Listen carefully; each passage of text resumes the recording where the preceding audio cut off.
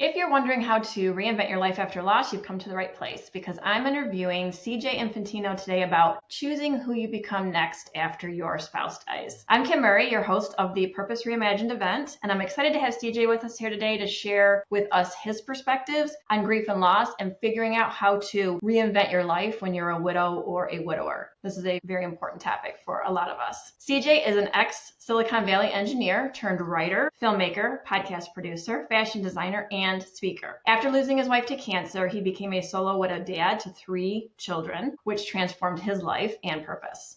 I interviewed CJ in episode 51 of the Widow Squad podcast, where we go more in depth about his wife's cancer battle, so be sure to check out that episode. But just to start with us here today, CJ, I'm wondering if you could just give us an overview of what it means to you to reinvent your life after loss, or how do you choose who you become next after your spouse dies? Yeah, that's a really good question. And thanks for having me here again. It's good to see you again. So really kind of the high level is we seem to all have this very common experience after we lose our person where that identity is shattered. And in my experience, it doesn't matter how long you've been with that person. There's just something about that traumatic event where you all of a sudden need to figure out, who am I? But it's not talked about a lot. And I didn't realize this was what happened to me until I started to kind of go through this process of grieving and mourning and figuring out, like, why is there so much more around just the actual loss? Like, what else is coming up? And it was really this idea of, like, who am I? What is my identity? It was, do I like these things because I like them, or do I like them because it was something that Arian and I did together? So it's really about figuring out, what are those things that speak to you, especially because there's another common thing where you feel, we have this experience where you die when your person dies. Mm-hmm. So it's almost like you're being born into this new world that you have to exist in, and you have to figure out, like, who am I? Like, fundamentally, who am I? That's a very interesting way to picture that. Like, we talk about the fact that, yes, part of us died when our spouse died, and there is that reinventing, but I guess we've never really talked about it like you're being born again into a new identity, but that's kind of what it is. Mm-hmm. Do you think that when you're married, your spouse is your other half, right? Mm-hmm. They complete you. They are, your yin to yang and whatever. Yeah. So when they're gone and everything that you've built together or thought about having in your future together is gone, it leaves you speechless and don't know what to do or what to say or how to act. And I was thinking about this the other day, actually. I was sitting there thinking, I was watching a movie or something about someone who lost a spouse, and that fear, like that absolute primal fear, those first few months, years, whatever, and how overwhelming that is. So it took me back 10 years ago when my husband died. And I thought, this is insane, like what you have to go through and what you have to deal with when your spouse dies, because you don't know who you are anymore. And the world doesn't make sense. So I like the way that you're describing that. You're being born again. And so what did you how long did it take you, or what were your thoughts about it in the beginning? Obviously you had kids, so you have to raise your children as well as figure out what your place in the world is now. But what were those first few years like for you? How did you manage that? It's a big question, but it really came down to looking at my life and all the roles that I played. So there was, like I said, it was always Ariana and CJ. Even in writing, it was like those names just fit together to become one name. And we were together since high school. So it was very, very ingrained in me that it was like us two, we grew up as adults. So it was like, okay, all of a sudden I'm now this person, this entity that's alone. So what is that? What am I as a dad to 3 grieving children? What does our family look like as that? And then who am I as a friend and a son and a brother? And I had to kind of like pick my battles of where I was going to choose to start to discover who I was in those. And I believe it really started with, like, who am I? And there was 2 things that I had to do with the help of my therapist. Actually, she's the one that really helped me start to discover that this is what was happening. She's like, you need to first redefine your relationship to Ariana. She's not here physically. And whether you believe in any form of afterlife or spirituality or not, there is this redefinition that needs to happen of your relationship to that person that's lost. And that could be they're completely just gone and that's it. And there's no spirit, there's no soul, and that's okay too. But you still have to redefine, how are you going to relate to this person when you are in the depths of it and you are calling out to them and knowing that they're not answering you back? What does that look like? Because if you go and do the same things that you used to do with your person, that's going to feel very different. And there's going to be a big hole in there. And you have to figure out, do I still like this or don't I? And if I do, then how do I grieve that I have to do this in a new way? So it was going through, I want to say methodically, it wasn't methodically, like in those early stages of grief, you're kind of just surviving. Sure. But if I look back and use hindsight, I do see that I was like, okay, maybe I could do like something as simple as like, well, I'm going to try rock climbing and see, does that start to help me develop this new identity? Like, here's something that I could be passionate about, writing, or like starting the fashion brand, or all these different pieces, and then testing. Okay, we used to watch this show together. Can I continue watching this? Is this what I actually like or what I want? And over time, I started to see the new person that I was, which brought its own grief. Because I'm like, now I'm not the man that I was with Ariana. And in some ways I have grown and I'm healthier in my pursuits of mental health and discovering who I am. And that hurt too. Cause I'm like, well, she didn't get the best of me. She won't get the best of me. She got the best of me at the time. Right. So it's like really doing that. Find activities, find creative endeavors, find things that allow you to derive pleasure and self-esteem from, and just test them. Do they fit? Does this fit with who I think I am? And being patient with yourself to know that it is a rediscovering process. And I'm still like in the thick of it, but it has definitely come a long way. It's a practice. It's like anything else. There's no destination. Right. It's a journey, right? And that brings up a good point, because I think the mistake that I made in the beginning was I tried to do everything that I thought the way my husband would do it. And so that was disingenuous to me. That did not take into account any of my wants or needs. But I was pushing all that aside. I wasn't worried about my wants or needs. I wanted to do what I thought he would do. And I actually put him on too high of a pedestal and decided that he was this wonderful human who never made any mistakes. And he's now a god on this pedestal, which was really hard for me to live up to. It's unrealistic. And it's not true. He was a human being with idiosyncrasies and foibles like the rest of us. But part of that problem when you're trying to redefine yourself is thinking about your spouse in a way that wasn't necessarily always realistic. Yeah. Making them better or smarter or whatever than they were in real life, just because when somebody dies, like, you can't talk bad about them. I'm not saying you need to talk bad about your spouse. I'm just saying be realistic about what your relationship was like. Exactly. And give yourself some grace to, again, find that new identity that belongs to you. So it took me a couple of years before I started asking the question, what does Kim want? How would Kim handle this? Not deceased husband Mark handle this. How would she handle it?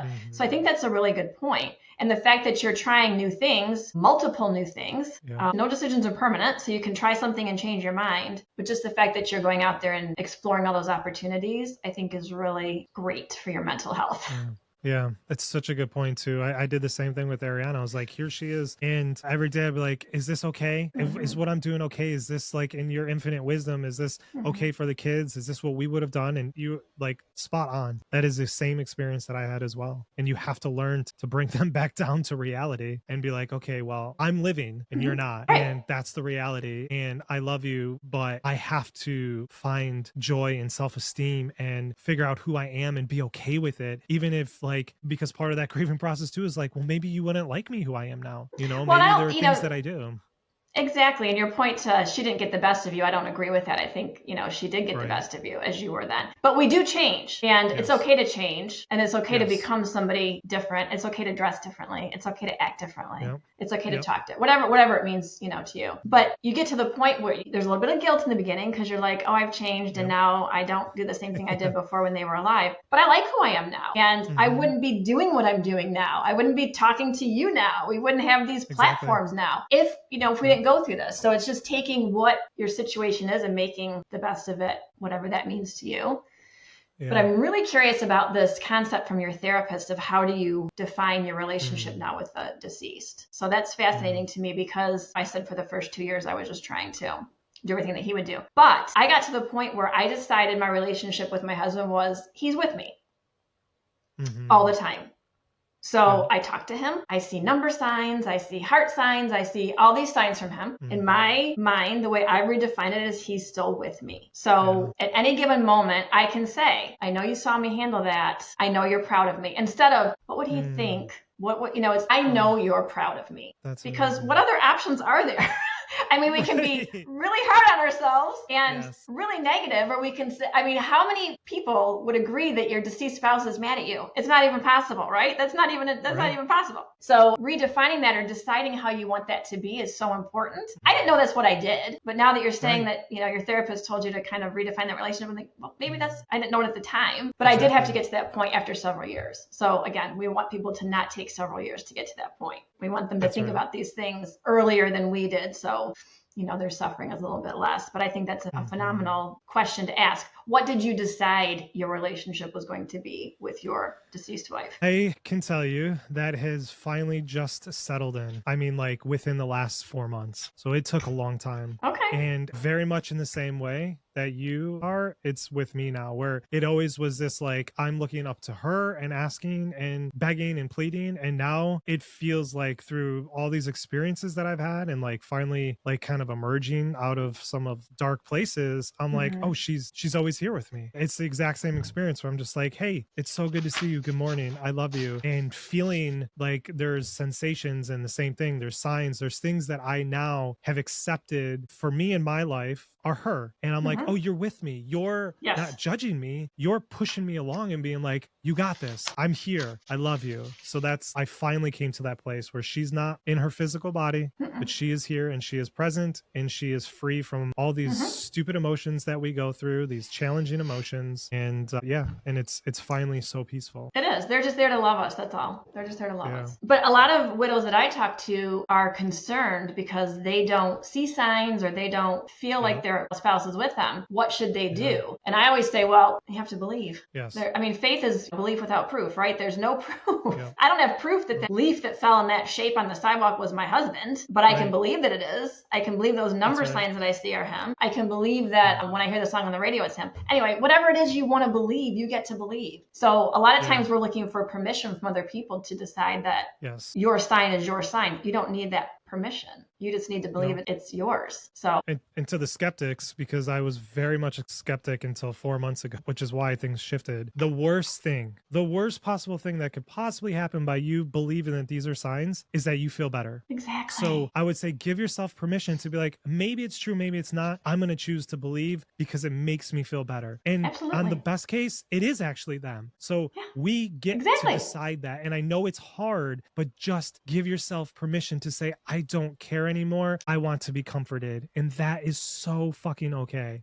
It's so okay. And I've had people literally say to me, oh, well, you're just believing that because, you know, you're manufacturing it in your head. Who gives a crap? Right. Who cares? But other people, you know, why is it even an issue for this person talking to me? It's not affecting you at all. Right. So but I think some people don't like the idea of being responsible for their own person. And I think it scares some people who like, wait a minute, I actually get to do that? Non-widowed people who make those comments to you. I think we're showing them a way to be more self-actualized than maybe they're actually willing to do. That's a whole nother philosophical discussion. But it goes back to, you get to choose. Nobody gets to tell you any different. And you can tell them when they say things like that, I don't expect you to understand my experience because it's not your experience.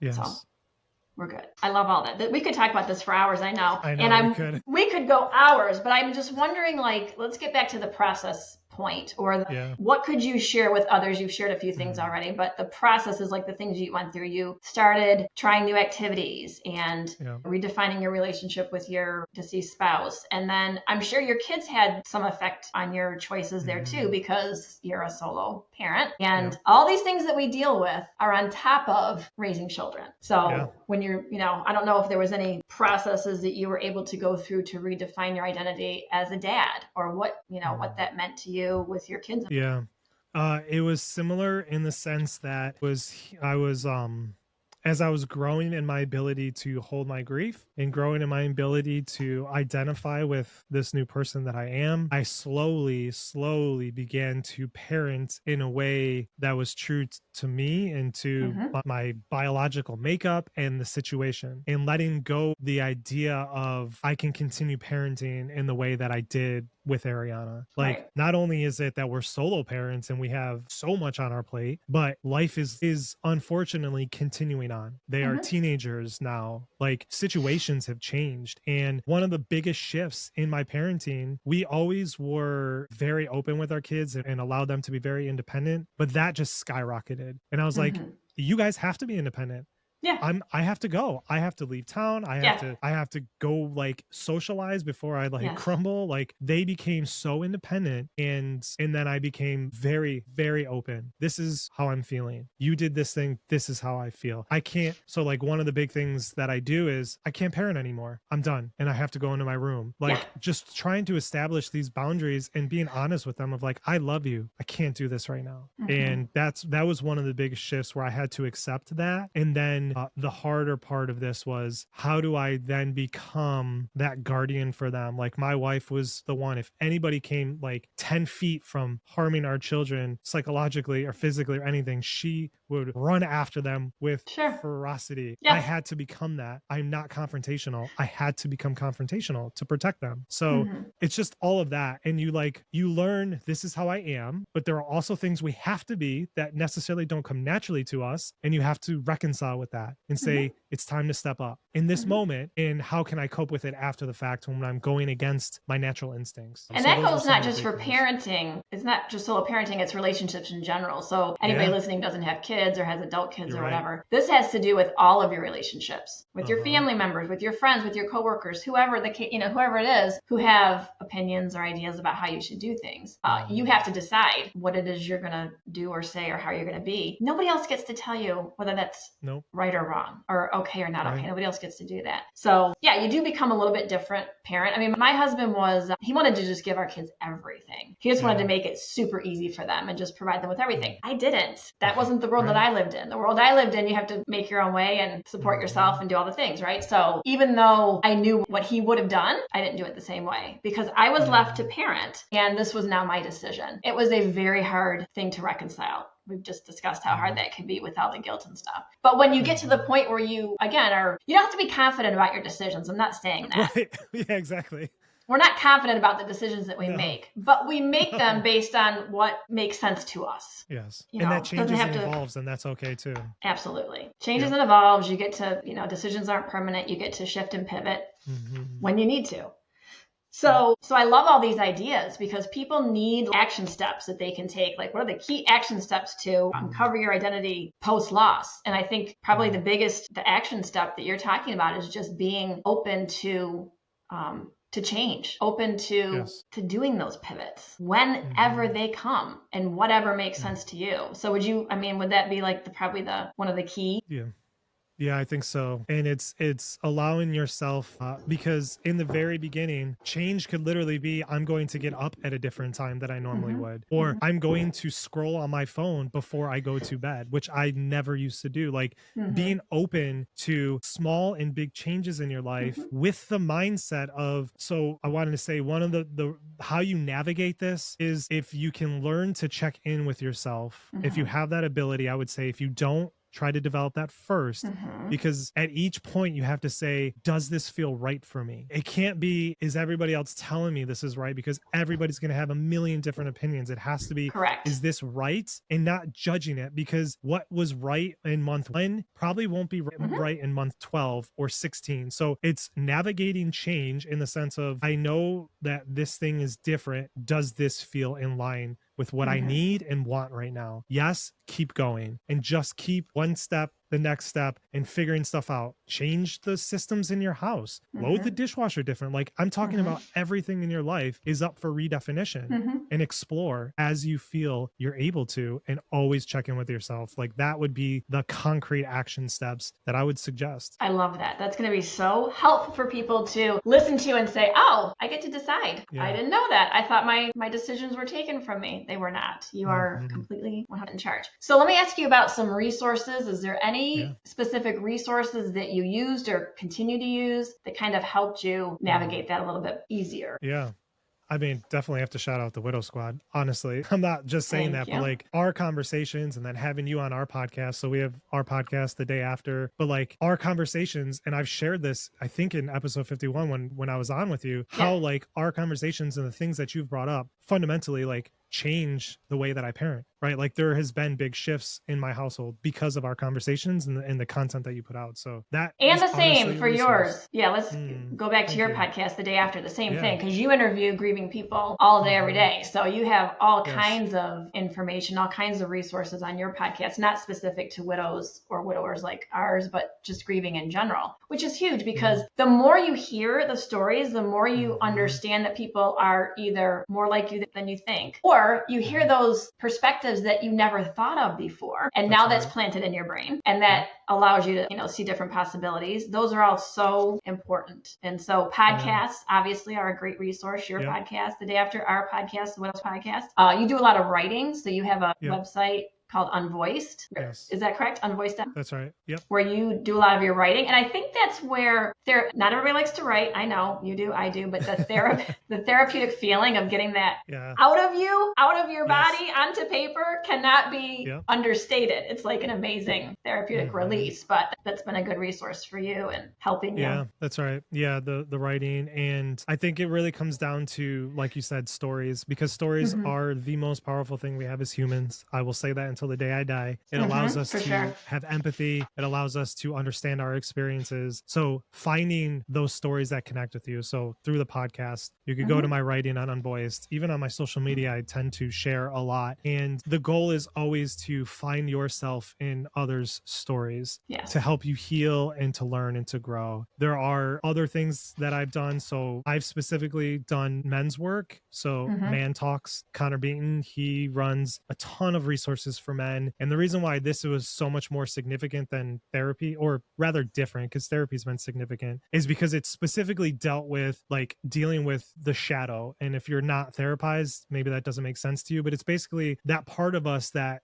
creates a lot of these maybe irrational reactions, or like how we react out of trauma. And it's diving deep into that to better understand yourself. And with that understanding can come healing and release. A lot of it was like somatic therapy, things like that. So it's finding those resources that you can connect with and those stories that you can connect with to help understand and to heal. And then I would say another resource is yourself, in terms of what can I do that's a creative endeavor. Like you mentioned, like for you and I, it's writing, but I do all sorts of stuff: drawing, collaging, painting, spray painting, like music, everything. Even if it's not good, most of my shit's not good, but it doesn't matter. You're getting it out. So those would be like, have been some of the big like concrete resources in my life. I love that shadow work. I've been dipping my toes into that, and I'm telling you, right now I avoid it like the I get the books out. I'm like, I'm gonna do this today, and then I read 2 sentences and I'm like, I'm out. That is some serious work. Necessary, but really, really tough. So we'll put the links, all those links that you mentioned, to all the resources in the notes of this presentation. But I just want to thank you so much for being here with us today. I absolutely love talking to you, and we could go on for hours and hours, and we probably will again. We'll have these talks again somehow, some way, because I learn something new every time I talk to you. And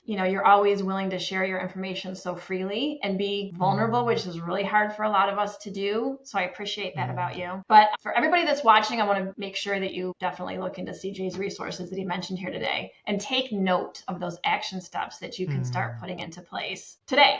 Don't wait. This has been phenomenal, and we really appreciate having you. We'll see you again. Thank you. Thank you so much.